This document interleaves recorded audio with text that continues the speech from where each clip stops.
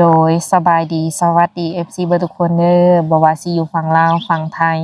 และต่างประเทศเนาะยินดีต้อนรับทุกคนหรือว่าทุกท่านเข้าสู่ช่อง YouTube ของสาวบุญเปียงสาวลาวเด้อเปิดภาพมามื้อนี้เนาะทางสาวบุญเปียงเองก็สิพา FC หรือว่าหาทุกคนนั่นแหละเนาะไป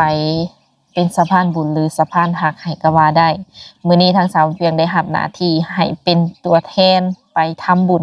หรือว่าเป็นสะพานบุญให้อะไรเนาะเป็นสะพานให้เพิ่นว่าซั่นซะคือเพิ่นอยู่ไกลแต่ว่าอยากช่วยเหลือเนาะอยากแบ่งปันรอยยิ้มว่าซั่นซะคือเป็นผู้ใหญ่ใจดีทางฝั่งไทยเนาะเพิ่นเป็นคนไทยเพิ่นได้ให้ทางสาวบุญเปียงเป็นสะพานให้ในการนำเอาเงินจำนวน1 ล้านกีบไปให้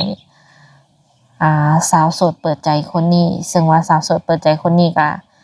สิว่าในฐานะเพิ่นก็บ่ค่อยดีเนาะตอนนี้ก็อาศัยอยู่กับแม่ตู้พ่อตู้เนาะทุกคนเนาะเพิ่นได้เห็นคลิปแล้วรู้สึกว่าดูตนเนาะสงสารอยาก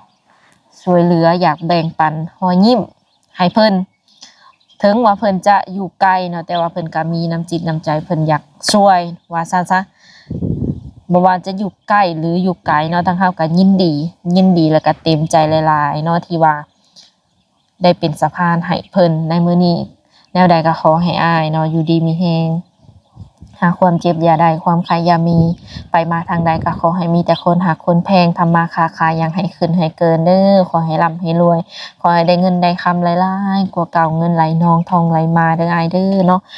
ปรารถนาสิ่งใดก็ขอให้ได้ดังความมุ่งมั่นปรารถนาสาธุ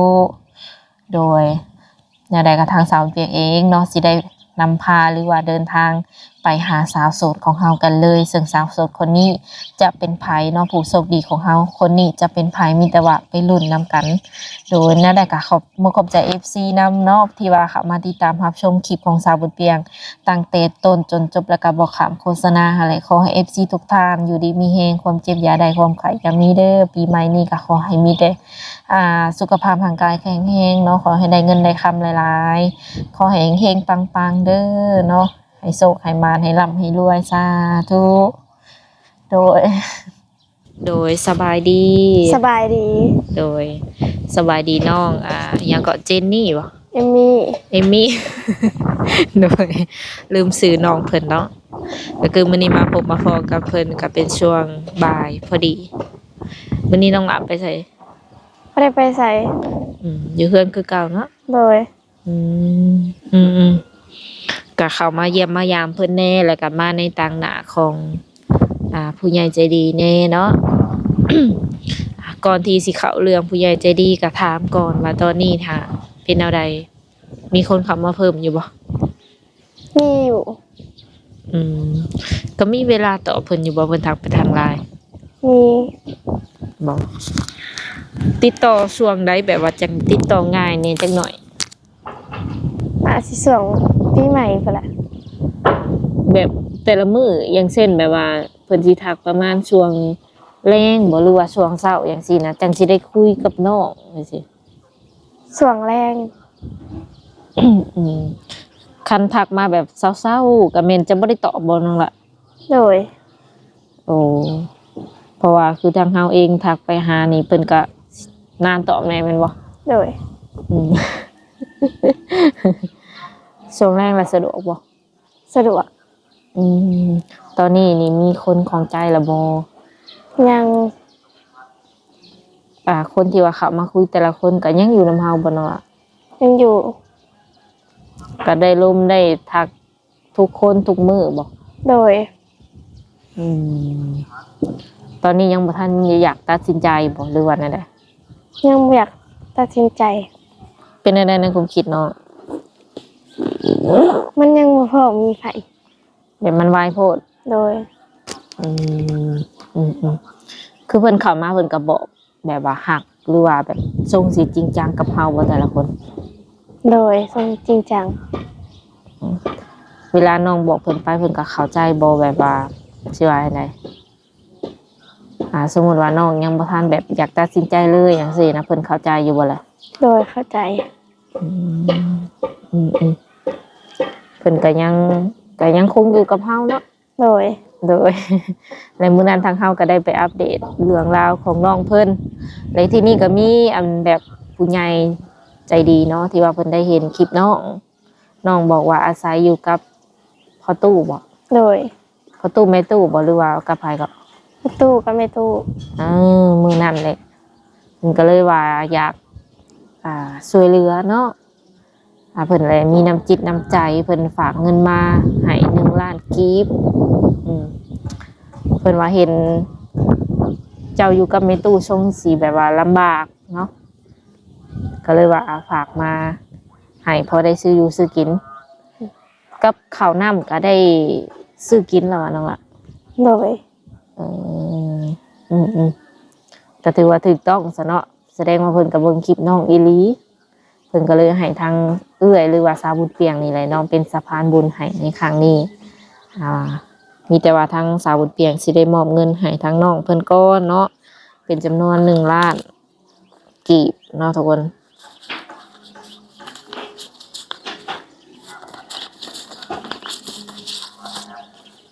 นับก่อนยานบ่ครบ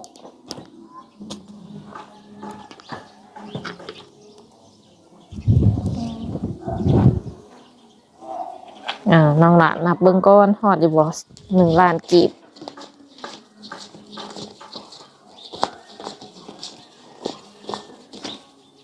หอด ต่อไปก็ให้น้องขอบคุญขอบคุณทั้ง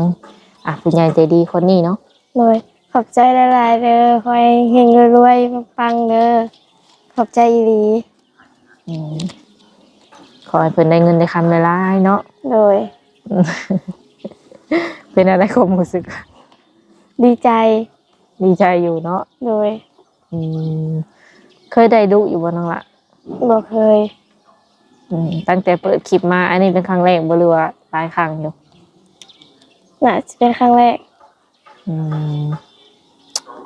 ความรู้สึกตอนนี้คือดีใจอย่างเดียวบ่ โดยดีใจและขอบใจ ก็คิดอยู่ว่าแบบเฮากับสิมีคนแบบช่วยเหลือแบบนี้นะคิดอยู่บ่ บ่ได้คิด บ่ได้เคยคิดบ่ได้เคยคาดหวังไว้ก่อนเนาะ โดย ก็เว้าไปตามความจริงอยู่กินแบบใดอาศัยอยู่กับไผแม่นน้องเพิ่นเว้าความจริงบัดนี้เนาะและอ้ายเพิ่นก็คือแบบว่าเห็นและรู้สึกว่าเชื่อในอยากส่งเสริมน้องเพิ่นเนาะเพราะว่าน้องเพิ่นรู้จักบุญคุณเนาะกตัญญูแบบว่าดูแลพ่อตู้แม่ตู้จังซี่นะอยากเว้ากับอ้ายเพิ่นอยู่บ่ อยากเว้า โดยคันว่าอันนั้นก็มีแต่ใช้อ้ายเพิ่นทักไปเนาะ โดย เข้ามาตอนนี้นี่คือแบบเป็นได้หลายสถานะบ่ยังเปิดคือเก่าบ่ โดย หรือว่าแบบอยากเบาๆอยากเผาๆลง มันก็ยังคือเก่าแหละ ก็ได้เอาเงินให้เพิ่นไปเตรียมห้อยเนาะนั่นแหละก็ขอโทษขออภัยเพราะว่าน้องเพิ่นอาจจะยังบ่ทันเว้าเก่งปานใดเนาะอวยพรยังบ่ทันเก่งเพราะว่าหากก็เคยได้เพิ่นว่า โดย นอนคืนนี้ก็บ่ได้ฝันยังบ่ บ่ได้ฝัน เออบัดนี้ก็เลยว่ามื้อนี้ก็บ่ได้คิดซ้ำว่าสิเอาเงินมาให้บ่ โดย อันนี้เป็นผู้ใหญ่ใจดีจากกันฝั่งไทยค่ะเพราะว่าเพิ่นเป็นคนไทยเนาะ โดย เป็นบ้านพี่เมืองน้องเฮาเวลาอัดคลิปหรือว่าแบบถ่ายทำเอียงลงไปเขาไปเบิ่งเจ้าของอยู่บ่นั่นล่ะ เข้าไปเบิ่ง เป็นอะไรเห็นตัวเองในคลิปใน YouTube อาย อายตัวเองบ่ แม่ บ่ได้แบบว่าบ่ได้ชมตัวเองแบบเป็นตาหักตาแพงบ่ ก็คอมเมนต์อิหยังก็อ่านเบิดบ่เลย บ่ไปอ่าน แล้วได้เงินจำนวนนี้นี่น้องคิดว่าจะเอาไปเฮ็ดหยังเนาะ เอาไว้ซื้อข้าว โอ้ซื้อข้าวซื้อน้ำไว้กินในเฮือนกับในตู้ประตูนะ โดย ก็ซื้อแนวแซ่บๆสู่เพิ่นกินแน่เนาะ โดย พอเพิ่นดีใจน้ำหลานสาวเพิ่นเนาะ ว่ามีผู้ใหญ่ใจดียื่นมือเข้ามาช่วยประมาณนี้เพิ่นก็ถามไทยเฮาอยู่ว่าแต่ละมื้อก็ ถาม ประตูแม่ตู้อะนะ โดย เวลาเฮาสิไปหันไปนี่บอกเพิ่นเบิดเลยบ่หรือว่าไปโลด บอก ก็เคยแบบเพิ่นก็ให้ก็ยังอยู่บ่ ให้ อืมแต่บ่ได้ให้ดุติเนาะ โดย เพิ่นก็แพงคือลูกเพิ่นก็อาจจะแบบเพิ่นบอกเพิ่นหยังแน่เนาะเป็นอะไรซะเรื่องเวียกเรื่องงานมีคนติดต่อมาอยู่บ่น้องล่ะ บ่มี อืมที่ว่าเวียกสิไปเฮ็ดที่ฝั่งไทยน่ะยังบ่ทันมีติ โดย อืม คือมื้อนั้นเพิ่นก็ได้สิว่าไงอัดคลิปลงไปนะเวียงงานอีหยังก็เฮ็ดได้เบิดว่าซั่นรับได้เบิดเงินเดือนก็แล้วแต่เห็นสมควรบ่เว้า โดย อืมมื้อนี้บ่มีทางไปบ่ บ่มี เป็นอะไรหากระตื่นนอน ตื่นแต่โดนแล้ว บ่คือว่าสีเศร้าๆหน้าตาก็บ่ได้แต่งเศร้าบ่ แต่ง แต่งอยู่ โดย อืมแต่งอยู่นี่คือเฮ็ดแบบทาปงทาแป้งธรรมดาบ่ได้ขีดคิ้วเขียนตาหยัง โดย บ่มักแต่งบ่นั่นล่ะ โดยบ่มัก อืมอืมน้องเพิ่นก็จะเป็นคนขี้อายในจักหน่อยเนาะมีหยังก็สามารถแบบทักเล่นทักถามหยังเพิ่นส่วนตัวได้เพิ่นอาจจะเว้าหลายกว่านี้เนาะเวลาที่ว่าเพิ่นคอมเมนต์นี่ก็เข้าไปอ่านอยู่ติอ่านนี่บ่ ว้าว อ๋อแสดงว่า FC อยากชมอยากถามหยังนี่แม่นจะบ่เห็นเนาะ โดย เออมีแต่ทักมาถามเพิ่นส่วนตัวว่าซั่นถ้าว่าจะโทรลมโทรคุยนำน้องหล่ะสะดวกบ่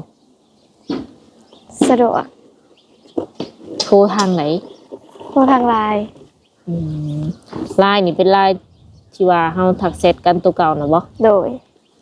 อันเดียวกันที่ว่าทักกับหนุ่มๆเนาะ โดย อืมโทรได้วิดีโอคอลได้เพิ่นว่าอนุญาตแท้ๆบ่ โดย ย่านว่าโทรไปเลยแบบบ่รับหั้นนะต้องถามน้องก่อนได้สิรับอยู่เนาะ หับอยู่แต่ว่าได้เปิดกล้อง เป็นอะไรเพิ่นสิเห็นหน้าเจ้าเขาจะบ่เปิดกล้อง อายเลยบ่อยากเปิด เออสมมุติว่าเพิ่นอยากฮู้ว่าแม่นเจ้าหรือบ่แม่นนี่เพิ่นต้องเห็นอะไรซะนะน้องล่ะเจ้าบ่เปิดกล้อง เปิดกล้องเพิ่นเบิ่ง แบบให้เบิ่งสักเล็กสักหน่อยได้อยู่บ่ โดย เนาะคันว่าแบบความหมายของน้องก็คือคันจะโทรคุยแบบว่าวิดีโอคอลจนแบบร่วมกันแล้วนะแม่นเพิ่นบ่ปานใดเพิ่นว่าเพิ่นอายคนที่เพิ่นสิโทรมานะ โดย โทรได้อยู่ให้เห็นหน้าหน่อยหนึงว่าซั่นก็มีเนาะคนที่ว่าแบบเพิ่นว่าบ่แม่นตัวตนน้องบ่แม่นน้องจังซี่นะสมมุติว่าเพิ่นโทรไปแล้วเจ้าบ่ให้เห็นหน้าเห็นตาอะไรเพิ่นว่าน้องบ่แม่นตัวจริง โอเคเนาะทุกคนเนาะสำหรับคลิปนี้ก็มีแต่เฮาก็สิได้ขอตัวเจ้าไว้ก่อนแนวใดก็ขอมุกขอบใจผู้ใหญ่เพิ่นอีกเทื่อนึงเนาะที่ว่าเอ็นดูสงสารทางน้องเพิ่นขอบใจหลายๆเนาะ โดยการสำหรับคลิปนี้สาวบุญเปียงกับน้องจะได้ขอตัวเจ้าไว้ก่อน